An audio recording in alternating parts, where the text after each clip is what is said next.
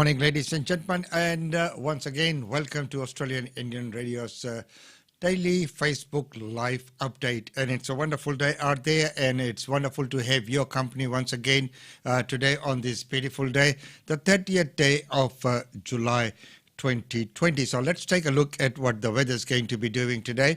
Well, it's going to be mostly sunny with a maximum of 24, which is quite pleasant. So it is not that cold, which it was. And looking at the fire danger is low to moderate, and the chance of rain is 0%. And partly cloudy, light winds becoming southeasterly 10 to 15 kilometers in the evening, then tending southerly in the late sort of evening. Sun protection is recommended from now till about 1:40, and that UV index is predicted to reach about 4. So that's the update there. And as we know, there's so much that has been happening out there, and the public uproar about the coronavirus outbreak once again here in Queensland. And, there's so many different views that people have. Some people are saying that, the two the culprits should be named and same. Then others are saying, look, let the law take its course, but we should not take it on our hands to, name and saying and bring that names out in the public domain. Even though in many cases they do leak out, they come out. But, I don't think there should be a deliberate action by, bringing their names out into the public, because, we need to safeguard the interest of our citizens here as well. And of course, the duty of care lies with them, and of course with the law. When it comes to law, the authorities will be dealing with that. So looking at the cases, so in Queensland now, the cases are, so we've got confirmed cases of 1,079 with a recovery of 1,065, deaths at 6. And whole of Australia-wide, 15,582 confirmed cases, and recovery at 9,619. The deaths at 176. Worldwide, that number is creeping very close to 17 million. It's today it is at 16.8 million, and the recovery is 9.8 million, with the deaths 663K. So, these are alarming figures, as I've said before, and it is not nice to see that this kind of numbers appear. So, ladies and gentlemen, let's take a look at the news in brief first before we move on with the show for today. So Queensland braces for community transmission as more schools close in Sydney and Victoria. 2 teenagers who tested positive for refusing to quarantine on return from Victoria trip have Sunshine State on high alert as New South Wales clusters grow. And Victoria's aged care crisis, forget the blame game. We need answers. Yes, we do. And of course, today we will be talking about and looking at closing the gap targets which have been announced. But White says funding is a separate process. Of course, that is a.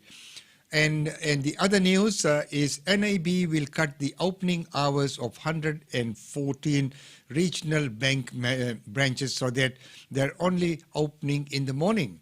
The bank, which is Australia's biggest agricultural lender, says that branches will be open between 9:30 a.m. and 12:30 p.m., but staff will be available outside those hours by phone and online. So NAB's head of personal banking, Rachel Slade, said a quarter of transactions are done between 9:30 and 10:30 a.m. She said that COVID-19 crisis showed the bank that more work could be done remotely. The chance of more of our bankers to go to work anywhere is something that I am very excited about, it is what she said. She thinks that this move will strike that balance, keeping the doors open at 114 branches around the country and providing the opportunity of around 300 bankers to learn skills while they continue to serve the customers as well. At 300 bankers are affected. The new hours start from 17th of August. New South Wales has issued a correction to the previous warning for people who attended 2 pubs in Mount Pritchard, Western Sydney last week. Authorities had previously issued 14-day self-isolation orders for anyone who attended the Mounties pub on Meadows Road on Friday 24 July from midnight to 3 a.m. and 11 a.m. till 3:30 p.m. and 7 p.m. to midnight on Saturday 25th July from midnight to 3 a.m. They have now told anyone who was at the pub from 7 p.m. to midnight on Thursday and 23rd July to self-isolate for 14 days and get tested if they develop any symptoms of COVID-19. New South Wales the Health also corrected the potential exposure period at a school at the second Mount Pritchard pub. Pritchard's hotel on Elizabeth Drive. Previously, people who attended from 7 p.m. to 7:45 on Thursday, if they feel sick, that has now been changed to Friday, 24th July, from 5 p.m. till 7 p.m. Anyone feeling unwell, even with the mildest of the symptoms such as a runny nose or scratchy throat, is urged to self-isolate and seek testing. Do not go to work or catch public transport until you are cleared of COVID-19. So that is where the question of, being diligent comes in. And the announcement of the closing the gap targets, which we will discuss into the news today and we'll look at targets, has come as another Aboriginal death in custody. Unfortunate that is. The third in 2 months was reported in Western Australia. The 47-year-old man was discovered unresponsive in his 6-person dormitory cell at Reborn Prison on Wednesday morning. Nestil's co-chair, Cheryl Alexley, said the tragedy was a reminder of the need for ambitious justice targets of at least 23% year-on-year reduction in the incarnation rate of Aboriginal and Torres Strait Islander adults and 28% year-on-year for youth detention. And this is something we have been discussing at Queensland Multicultural Council as well, and within many of the organizations that I work with, we have discussed this in great details. It is concerning, so what can we do? Can we set some reasonable targets? And the targets that were actually settled were not acceptable.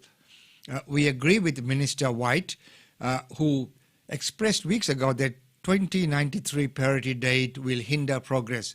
Government could have increased the ambition of an adult justice target by close not to and against the advice of NATSIL and the Coalition of Peaks. If we are equal partners in this agreement, why is our expert advice being ignored by governments when they know our lives are on the line?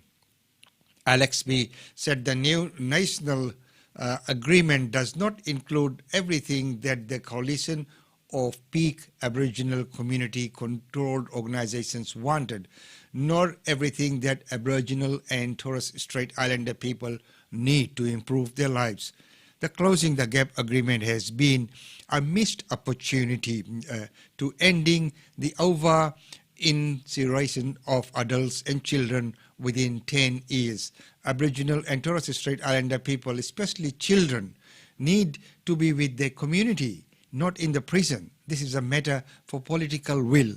If Australian government had decided on Monday to raise the age of criminal responsibility to at least 14 years, this could have been immediately reduced and the over-incarceration of our children.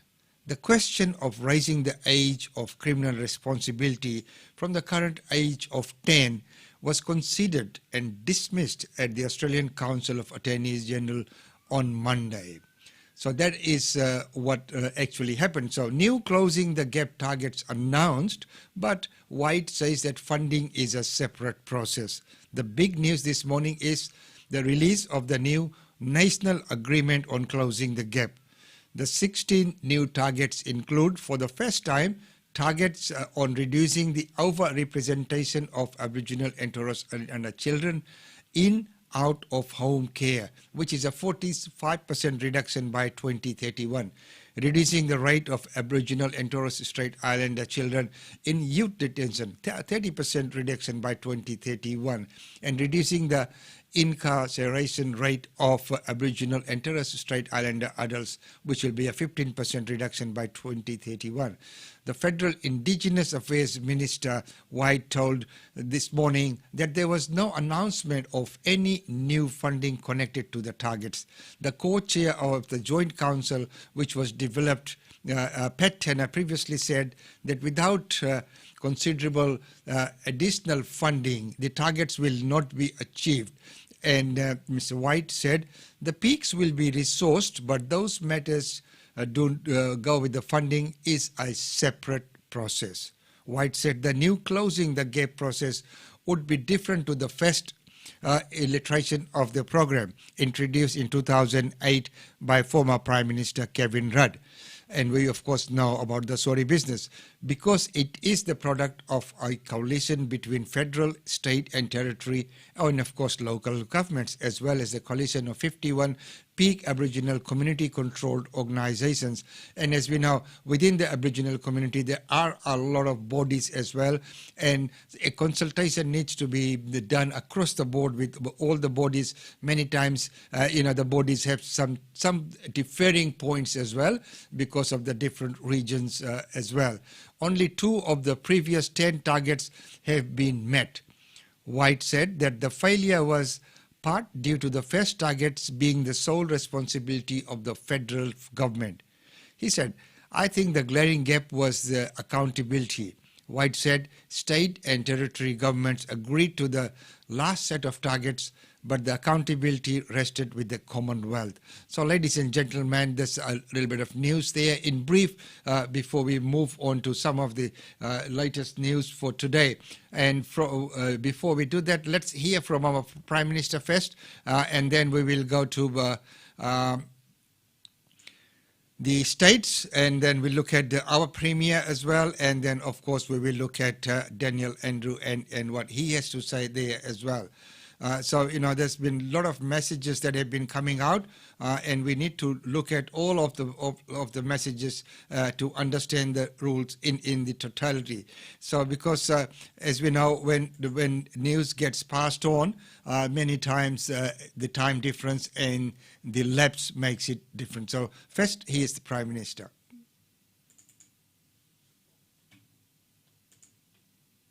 We're not supporting Clive Palmer. An action has been brought in relation to the WA border. It goes to quite serious constitutional issues which the Commonwealth could not be silent about. And my concern is that it is highly likely that the constitutional position that is being reviewed in this case will not fall in the Western Australian Government's favour. And what I'm keen to do is to engage with the Western Australian Government to ensure that we can have appropriate health protections for the people of Western Australia. I'm concerned about the sort of combative way that this is unfolding in Western Australia, and I would like to find a much more productive way forward. So, ladies and gentlemen, the Prime Minister and his message, and there will be another message from him a little bit later in the program. But right now, let's go to Victoria and listen to Premier Daniel Andrews. Department of Health and Human Services and Australian Defence Force personnel have now visited around 500 homes. That's principally people who, for one reason or another, could not be contacted. Interviews have been conducted on doorsteps. It's a unique approach, but it's one that makes common sense and one that we're deeply grateful for that partnership. Without that, we wouldn't be able to visit so many people. There have been 18 teams that have been out every day. That's about 58 staff that have been out door knocking and are door knocking right now. From today, though, we will increase that to around 90 staff, and each and every positive case, everybody who gets a positive result from the laboratory will be door knocked, will be visited by an ADF and DHHS team. That'll be not just for compliance, but it's also about making sure that every single positive case knows and understands what we're asking them to do, what they need to do. And of course, it's an opportunity for us to say to them, what do you need from us? What can we do for you to support you in obviously unique circumstances? Every family is different. Every positive case will have different circumstances. It's as much about support, reassurance, information, as it is about compliance. I can indicate, however, there have been 29 of those door knocks where people could not be found at home. They've been referred to Victoria Police.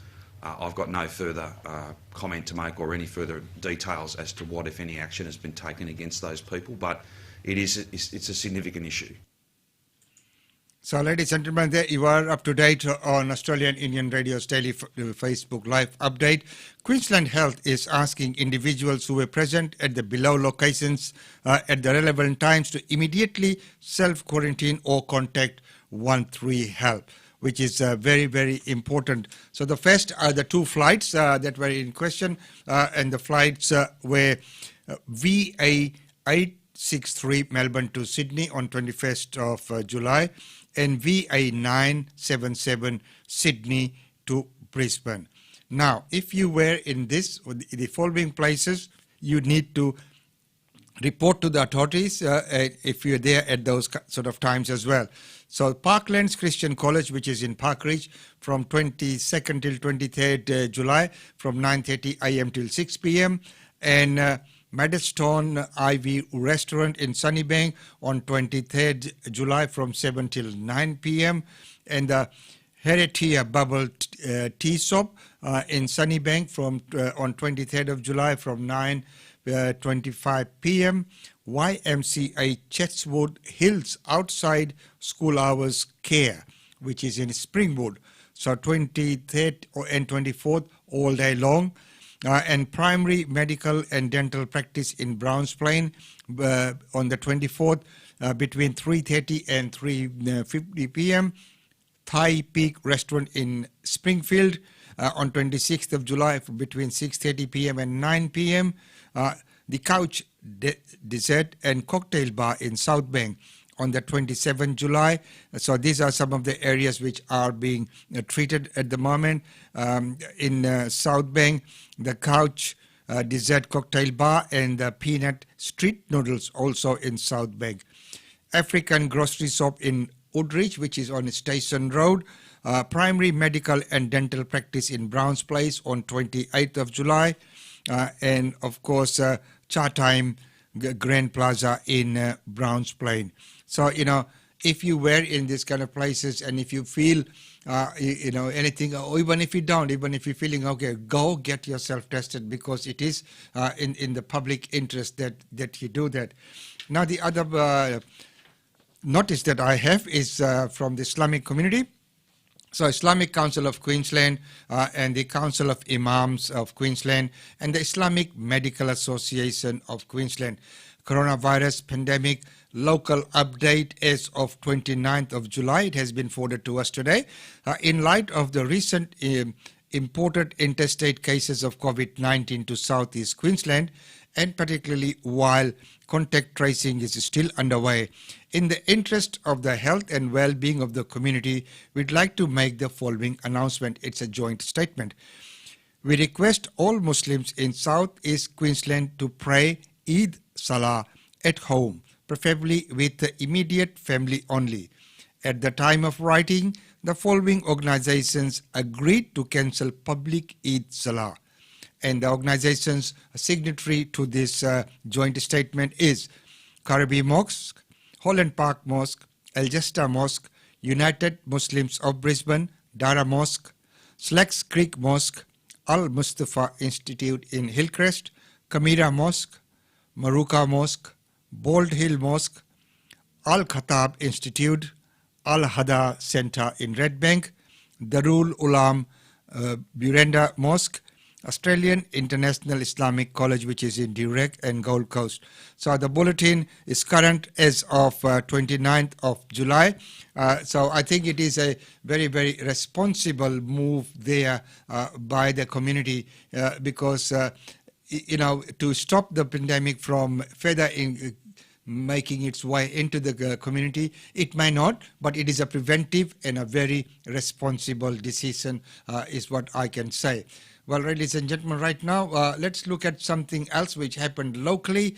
And as we know, when we look at many events that happen locally, because many times things are done planned, and it is very hard to cancel all those things. So if you are planning events, it is very hard many times to cancel it at a drop of a hat. And what happens is sometimes you really need to just get into the things and keep moving on. So, when we look at the next event that we are talking about is Macallan College. And they held the Lori yesterday. Now, people would say Lori and in July, how can that happen? Well, it is following the Christmas in July tradition. So, because in India, when Lori takes place, it is usually cold and end of winter. So, if we hold it in the traditional days here, in the right time, which is around January, it is very warm. So, you don't have that same feeling of that you get sitting around the fire and everything. So it took place yesterday at the Macallan College, and congratulations to Ajit and the team there, having done wonderfully well, and of course for the organization for presenting a $11,000 check to Lord Mayor's Community Trust Fund, of which the Lady Mayoress is the chairperson. So let's take a look at a few of the clips from that event. So Lord Mayor is lighting the traditional Lori fire. And Brisbane's very own Jackie Dholi on the Dholi there, always a pleasure to, we him with his wonderful beats happening there.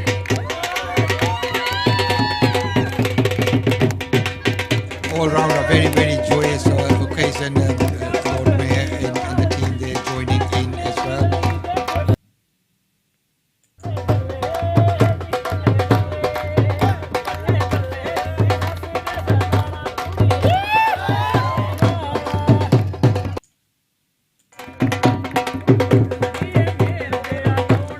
Getting the moves there is Lord Mayor Adrian Srinath.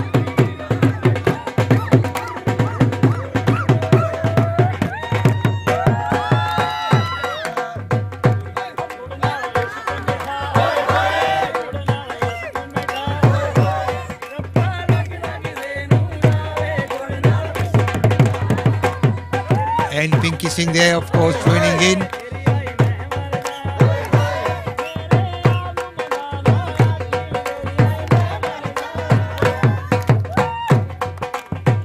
This is a live and exclusive coverage from Australian Indian Radio.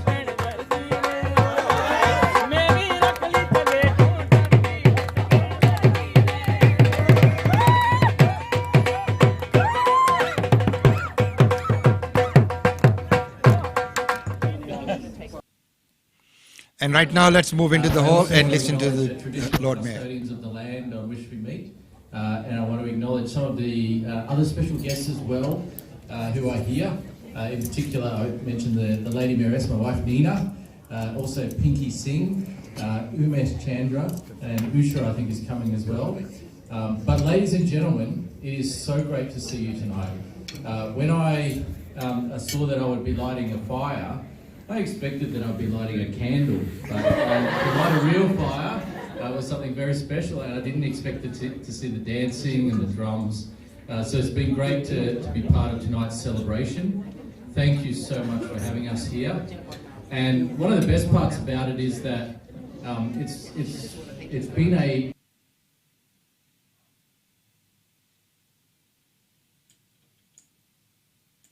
it's one that you put a lot of thought into, a lot of investment into, a lot of hard work into, and I want to say thank you for making that choice to study here. Thank you.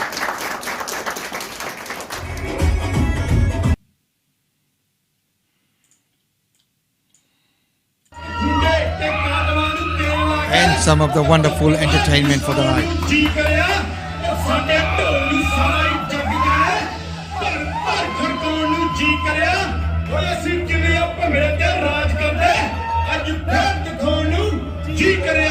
दिलों में चेहरे जो जज्बे ते बुनिया दे मिठी मिठी मुस्कान लेके पंजाब दे मुझबड़ गबरू पेश करने जा रहे हैं पंजाब दा जग प्रसिद्ध लोक नाच भंगड़ा भंगड़ा भंगड़ा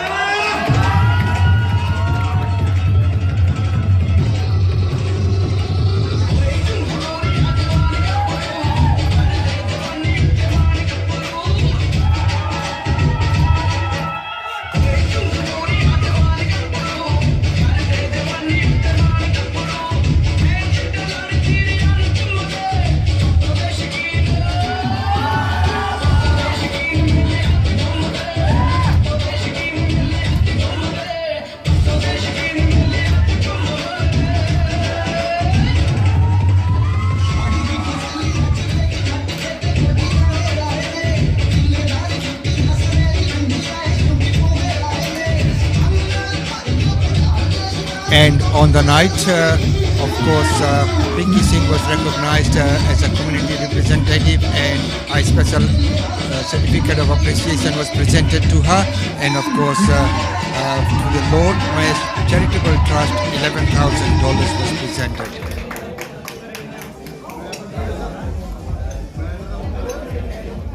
सत श्री अकाल ते वाहिगुरु जी का खालसा वाहिगुरु जी की फतेह.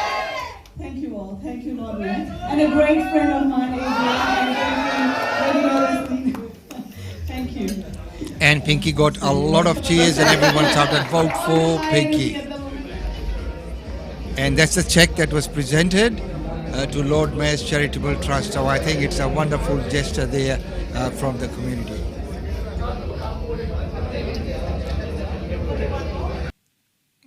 And the college, is now growing and has got campuses in many cities throughout Australia, and they've done a wonderfully well. And right now, let's go on to some of the news in brief, as we are fast running out of time. So the government to unveil 16 new targets to improve lives of Indigenous Australians. Now, this is something which we were talking about earlier on in the news. So here's the news from Canberra. And it does seem extraordinary, but in this year 2020, this is actually the first time that Indigenous organisations have been involved in drafting these, and as a result we have seen now the targets go from 8 to 16. What are the changes there? Well, the 16, you'll hear more about this when we make the agreement publicly available, but the 16 we'll work through is what are the key targets from the last agreement, and then what are the other things that impact on the lives of Aboriginal people right across this nation, geographically diverse nation that we are, that we can work towards achieving and seeing an improvement in life outcomes. And that was the premise for which all of the work was done. The working group, comprising of the peak organisation, state and government officials, and ultimately the Joint Council of Ministers of Aboriginal Affairs and the peak organisations agreed to the new arrangement, new approach, and the targets and key priority areas that we've still got work to do on. And so doing things like improving rates of Indigenous child removals, suicide, imprisonments, all very important issues. How much extra money will you be putting into organisations and the system to meet these new targets? Well, there's no money tied to the agreement, and that is deliberate because we want to set out the targets and the priority policy areas that have still yet to be finalised in terms of the detail. Because when we talk about out-of-home care, for example, we really need measures around what are the preventative elements before a child goes into even being considered for out-of-home care, and then what are the outcomes out of home care. So the joint working group will continue to work on elements of that. Okay, so I just wanted to interrupt you there, the Minister. I'm sorry, because, I mean, we know that the Closing the Gap targets up until now have essentially failed. Only 2 out of the 8 were actually met. You're adding now 8 new targets, but no additional resources. And the Coalition of Peak Aboriginal Organisations says that it's going to be additional resources. And we leave it there. As we know, the Minister's answer there is that funding is another matter, and the target, and she's quite right that, you know, unless you meet the first targets, why do you keep adding on targets? It's not time to just setting targets, it's time to get some action. Well, right now, let's go to our neighbouring country, and 40 years on, Vanuatu is celebrating their independence. So, despite the pandemic, there's a public celebration of their independence.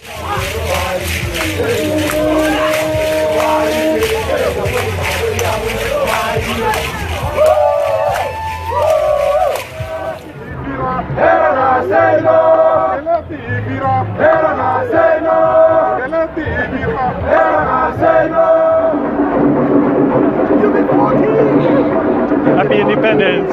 Thank you!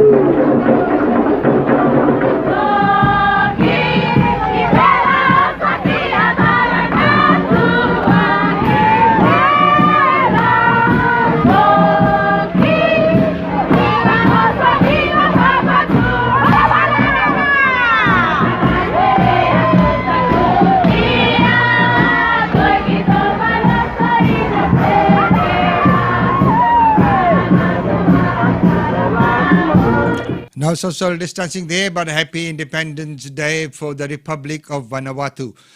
Of course, the opposition is pushing for the expansion of paid pandemic leave.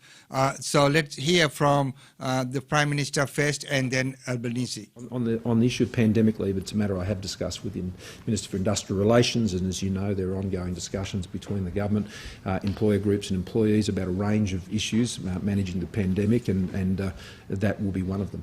There needs to be a much broader support for paid pandemic leave, and the government needs to step up.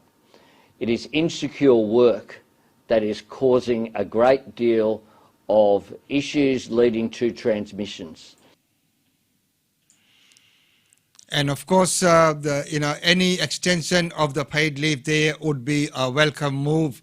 Well, right now, what is happening here in Queensland and what's happening with our borders? Let's have a quick look.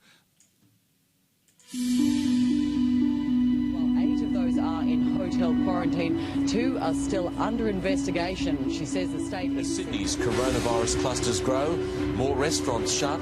We have seen another 17 cases in New South Wales. Who sparked this infection is still to be worked out. Whether it wasn't a lockdown, but massive queues at testing centres.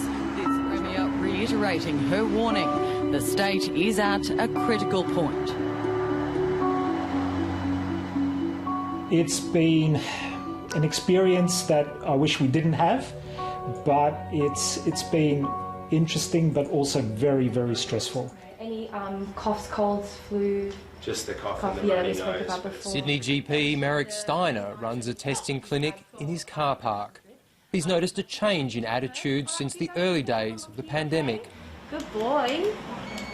Unfortunately, these new outbreaks in the community that are happening right now, people are starting not to treat seriously. So I would say we're in a probably COVID fatigue phase. We are trying to triage patients. Patients are refusing to answer questions. They're refusing to wear masks. They're challenging our procedures. He's found some patients are wary about revealing their full travel history. We had a patient who was... Ladies and gentlemen, and the other breaking news from yesterday, I will bring the full news to you in the coming days, is that the Lady Mayoress has agreed to be the patron of GoPio Queensland's Women Council. So it's a great move, and as of yesterday, she is because she is very passionate about women and the women's rights and doing all the work in that field. There's so much work that needs to be done. Women entrepreneurs, there's the DV within that sector as well. So she will be actively taking part with the council, GoPio Queensland's Women Council, and she has agreed to be the patron. The full news we will bring to you later on. Last but not least, before we finish off with the events that are happening, let's hear from our Premier. In Bundaberg, and we have some good news for Bundaberg, but first of all I want to address the issue that the Deputy Premier and the Chief Health Officer spoke about this morning about our new 2 confirmed cases. First of all, let me say I'm absolutely furious that this has happened, that these 2 people have gone to Victoria, have come back and have been given to authorities misleading information. There will be a thorough police investigation here, but now we have to act as a community, and in the areas where the Chief Health Officer says need to be closed, will be closed. And I urge people in those areas, when that list goes out later on today, to please ensure that if you are feeling sick, you must go and get tested. It is incredibly important now more than ever. If you are feeling sick, you must go and get tested. So today I can also confirm that I've also spoken with the Deputy Premier and the Chief Health Officer, and Queensland will now be declaring Greater Sydney a COVID-19 hotspot. There has been more outbreaks in other parts of Greater Sydney, and that will now become a COVID-declared hotspot, taking effect from 1 a.m. on Saturday morning. We have done this to ensure that we give notice to Queenslanders that may want to return home. And I also want to say now that it is going to cause an inconvenience to families, and I know there may be a lot of events that are planned over the next few days, few weeks, but it is too important. We must protect Queenslanders. So your safety comes first, and we are in extraordinary times at the moment, and we have to do everything we can. So that will take effect 1 a.m. It's a wonderful news once again there from the Premier of the steps that is taking, and of course that new hospital that's being announced there as well, which is great. But of course, what's happening here and the COVID cases sort of overshadows the discussions of all the things that she's doing. I was going to leave this out, but on the second thought, I will include this into the show. Is a very special interview with Sanjeev Gupta, who is the British steel billionaire. Sanjeev Gupta says renewables in Australia's competitive advantage. So from London, he speaks to Elise. So we will just look at the opening part of that interview, and maybe some other time we'll look at it in depth. So here's Sanjeev Gupta as he joins from England. Well, one of the world's biggest steelmakers says Australia can have a manufacturing renaissance if it embraces clean technology. The federal government's COVID commission has promised a gas-led recovery. But British steel billionaire Sanjeev Gupta says renewables is Australia's competitive advantage. Mr Gupta became a household name in South Australia after buying the collapsed Whyalla Steelworks in 2017, saving 3,000 jobs. Mr Gupta joined me from London. Sanjeev Gupta, COVID has forced a rethink of the role and future of manufacturing in Australia. Do you believe that Australia can pull off a manufacturing renaissance?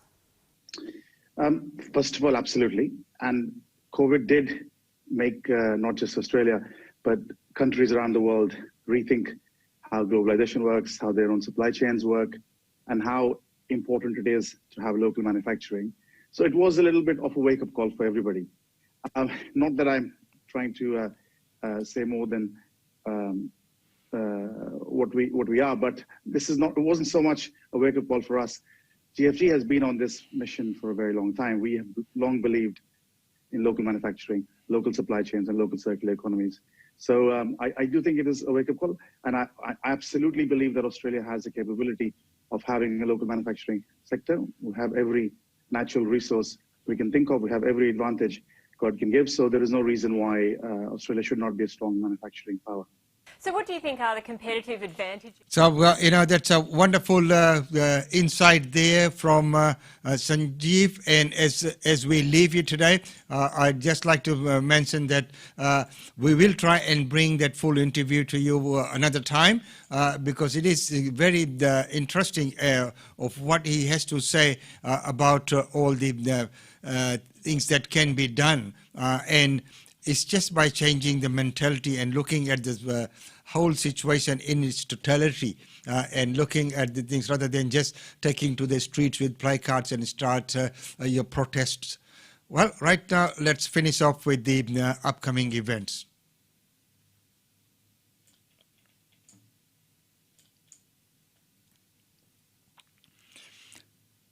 Now, if you want to get the update of all the upcoming events, please log into our website as well and subscribe to our EDM, and you will be notified on every Friday of all the functions and events that do take place in and around Brisbane.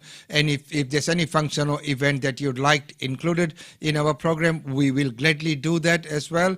All you need to do is contact us. And by the way, tomorrow we will have ST from PRD. The new reports are out, and it is very, very interesting to see what's actually happening around this time. Is it a good time to invest, or is it a good time to sell? What about what's happening in the rental market? What are the hot spots? In which areas should you invest in, or should you invest now, or wait a little bit, or the situation improve, or would the prices increase by the time you get ready to buy, or should you move now and make that investment now? So this is where decision calls for that smart and very successful business people look beyond that what's happening at this point in time and look at the future and plan ahead and invest in that manner as well. So, ladies and gentlemen, once again, it's been wonderful having your company, and thank you very much for joining with me on the show. We will catch up with you tomorrow once again with that very wonderful report with Esti, who will be joining us in here. So until tomorrow, it's goodbye from me. Stay safe and be good.